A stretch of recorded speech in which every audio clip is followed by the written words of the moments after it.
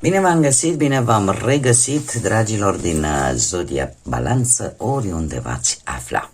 Iată-ne din nou împreună la o nouă lectură pentru ultima perioadă a lunii octombrie, mai precis perioada cuprinsă între 27 până pe 31 octombrie, așa că toți cei care aveți soarele, luna, Venus, ascendentul sau oricare alt aspect astral important pentru voi din harta voastră natală și care are legătură cu Zodia Balanță, această lectură este de asemenea și pentru voi. Ca de fiecare dată nu uitați, este totuși o lectură generală, așa că vă rog să luați decât acele mesaje care vor rezona cu voi, restul lăsați-le să zboare în univers, pentru că sigur sunt pentru alte energii care într-o mai mică sau mai mare măsură au o legătură cu Zodia Balanță. Zise toate acestea, haideți să vedem ce este important de știut pentru voi, dragilor din Balanță, în această ultimă perioadă din octombrie, cuprinsă între 27 până pe 31 octombrie inclusiv. Ce trebuie să știți, dragii mei din Balanță, în această perioadă?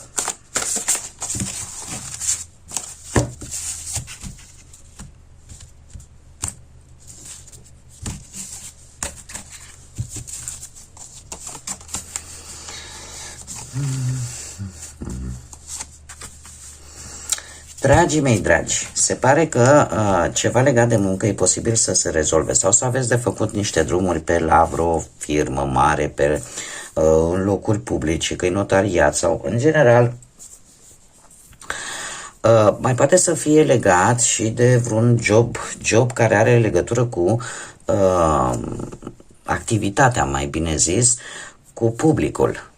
Activitatea care se face în acel job să aibă legătură cu publicul, că stai, nu știu, că lucrezi într-un supermarket, că lucrezi la ghișeu, că lucrezi... În general, ai această legătură cu oamenii, da? Cu publicul larg.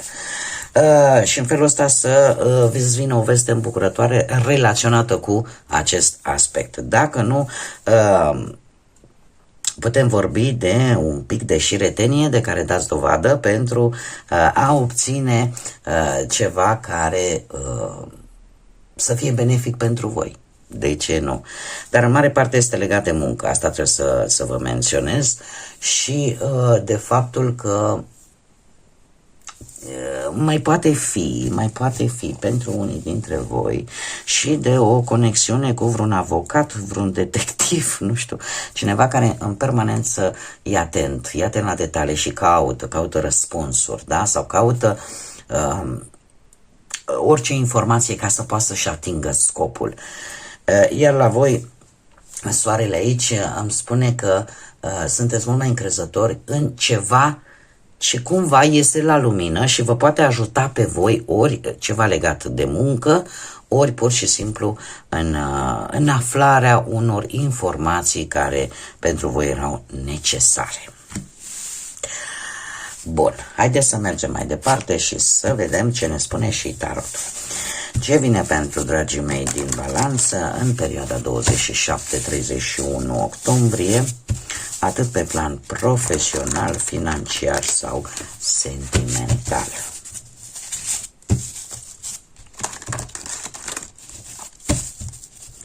Să vedem.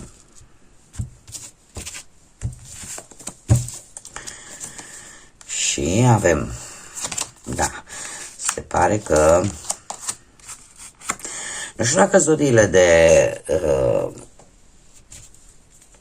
de pământ vă spun ceva, Taur, Fecioară, Capricorn, e posibil ca unii dintre voi să aveți și vreun ascendent în aceste zodii, dar în această săptămână trebuie să prestați un pic mai multă atenție în ceea ce privește cariera voastră, pentru că se va întâmpla ceva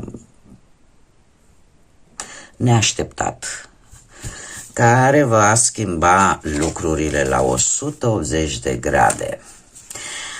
Dragii mei, dragi,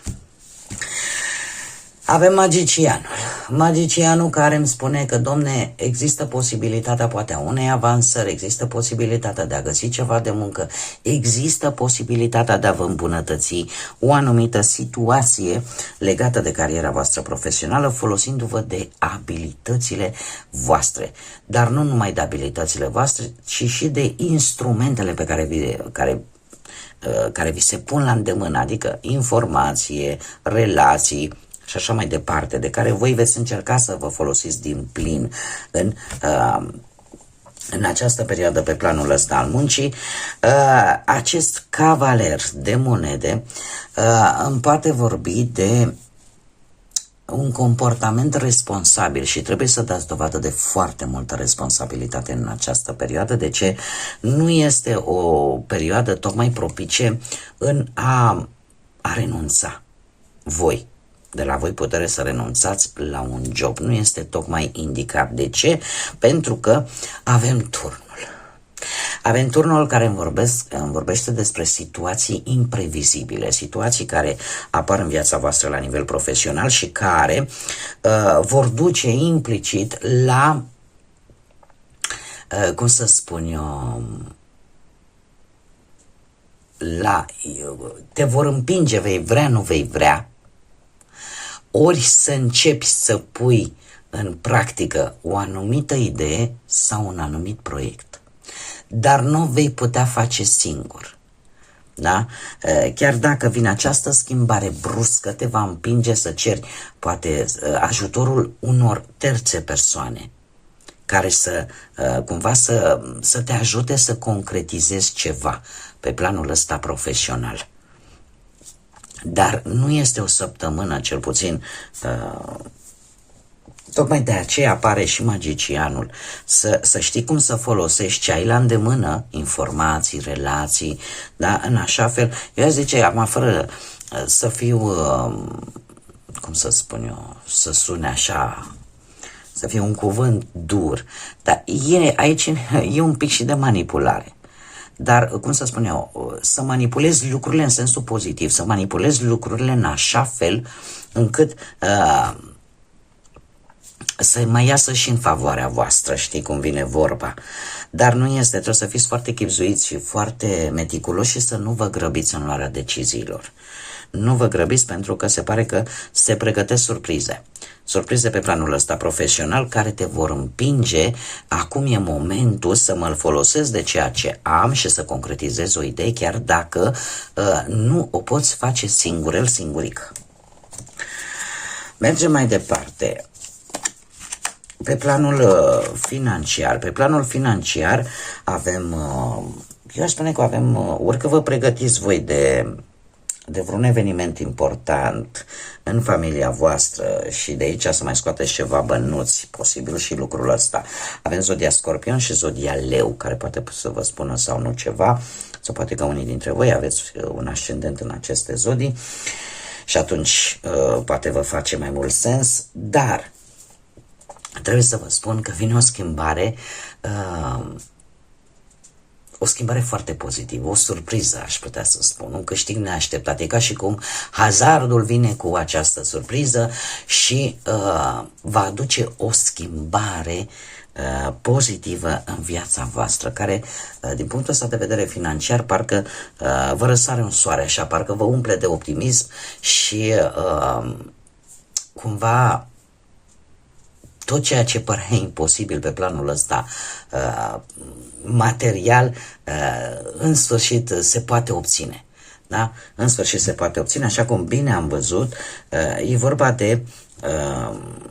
de ceva care te luminează, e ceva care în sfârșit se află și atunci, cel puțin pe partea asta financiară, îți dai seama de ce în sfârșit pot să rezolv cu tare problemă financiară sau pot să-mi recuperez cu tare bani.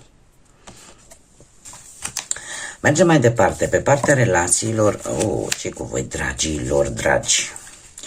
Pe partea relațiilor,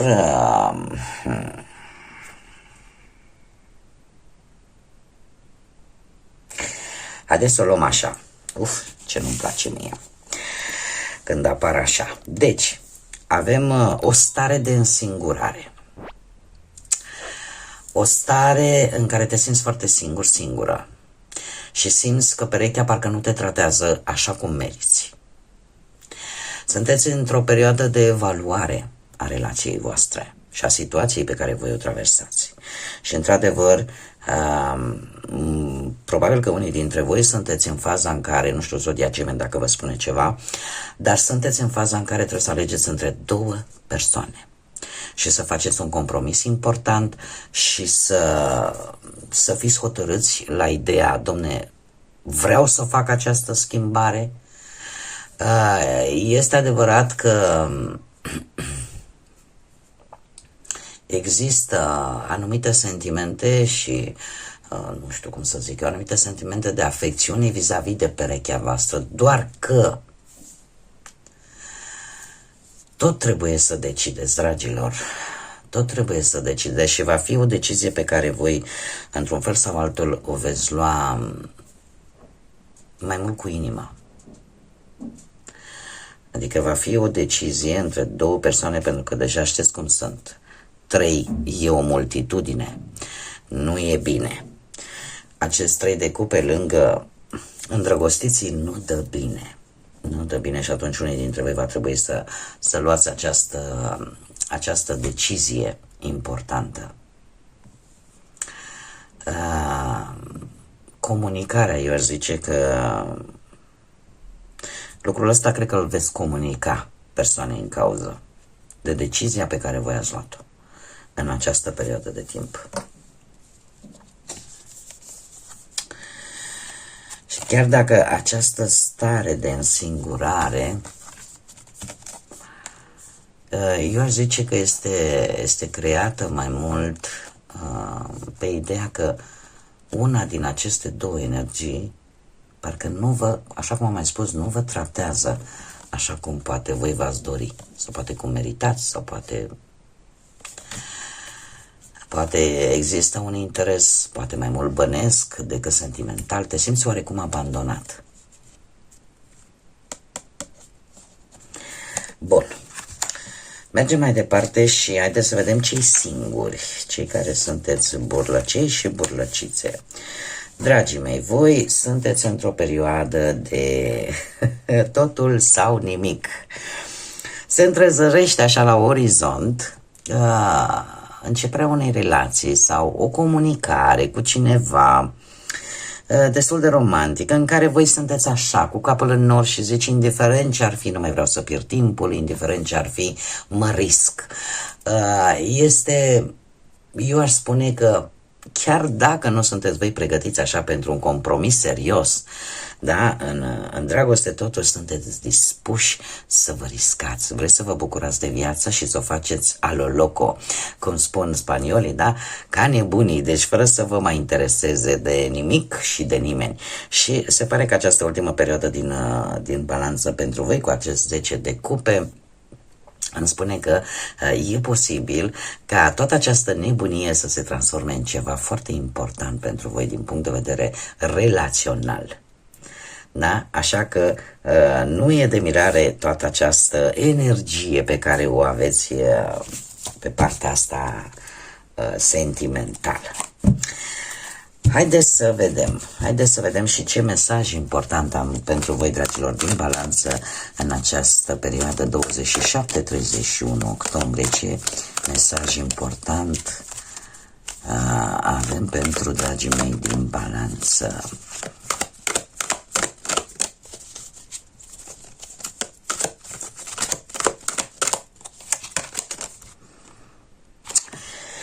Da, interesant. Lasă-te purtat de înțelepciunea propriului tău corp. Și ne spune așa, ascultă mesajele propriului tău corp vis-a-vis de o anumită persoană, mare atenție, sau vis-a-vis de o anumită situație. Dacă tu din punct de vedere fizic simți că te drenează și te simți inconfortabil, atunci trebuie să acorzi mai multă atenție. Dar dacă tu te simți plin de energie, cu fericire și cu bucurie, atunci mergi înainte. Este de fapt un îndemn de a-ți asculta acel eu interior, de a asculta acele senzații pe care ni le dă acea voce interioară, acea intuiție care există în fiecare dintre noi. Doar că unii posibil să o aibă mai puțin dezvoltat, alții mai mult.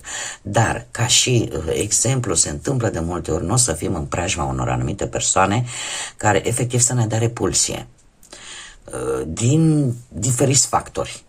poate din felul în care se comportă, din felul cum miroase, din felul cum arată, chestiuni de genul ăsta. Sau poate pur și simplu are o voce cu niște decibeli care zgârie timpanul și te pune nervos. Deci se poate întâmpla din diferiți factori în momentul în care ești în preajma unei persoane să simți nevoia ori să fugi, ori pur și simplu să rămâi fermecată și și să-ți facă plăcere să stai lângă persoana respectivă. Este modul în care propriul nostru organism percepe energia acelei persoane. Cum există situații, de exemplu, care ne pot provoca o stare de bine sau ne pot provoca de asemenea o stare de rău. Dacă te afli într-un mediu care, nu știu, tot așa, prin factori vizuali, auditivi, nu-ți face bine, senzorial de asemenea, atunci pleci de acolo, clar, nu stai. Cam asta încearcă să spună acest mesaj, să îți asculți înțelepciunea propriului tău corp și mesajele pe care el ți le trimite în această perioadă. Ce frumos! Ce frumos și înțelept, aș spune. Bun, dragilor, cam atât am avut pentru voi. Eu vă mulțumesc pentru prezență, vă mulțumesc desigur tuturor celor care sunteți aici alături de mine, trup și suflet, prin intermediul like-urilor, comentariilor, distribuirilor voastre și a faptului că v-ați abonat. Invit pe toți ceilalți care încă nu ați făcut-o, încă nu v-ați abonat, dacă v-a plăcut, dacă ați rezonat, dacă doriți să mai vedeți astfel de lecturi și cu modul în care eu le interpretez, nu ezitați, abonați-vă, în felul ăsta mă găsiți și mai ușor și dacă activați clopoțelul, atunci YouTube-ul va trimite notificare în momentul în care eu fac publicații noi, ca să nu pierdeți nicio lectură. Până data viitoare, când ne vom reîntâlni, un sfârșit de octombrie cât mai liniștit, ascultați-vă mesajele propriului organism și plin de multă căldură și multă lumină în suflete și în gânduri. Așa că până la o nouă lectură, numai bine, multă energie pozitivă și desigur să fiți iubiți, dragilor.